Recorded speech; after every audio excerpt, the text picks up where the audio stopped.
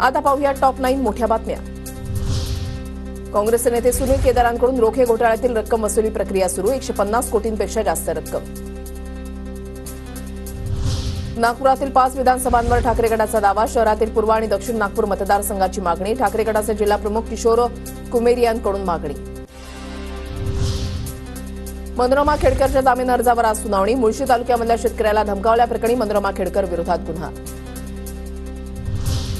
3दा summons बजावूनही पूजा खेडकर गैरहजर, संपर्क क्षेत्राबाहेर असल्याची वरिष्ठ अधिकाऱ्यांची माहिती, जिल्हाधिकारी सुहास दिवसे यांच्याविरुद्ध छळवणुकीची तक्रार केल्याचं प्रकरण। उरणमधील तरुणीच्या हत्येच्या घटनेची महिला आयोगाकडून दखल, या प्रकरणाची तातडीनं चौकशी करून कारवाईचे आयोगाचे पोलिसांना आदेश, आरोपीच्या शोधासाठी पोलिसांचं पथक बंगळुरूमध्ये।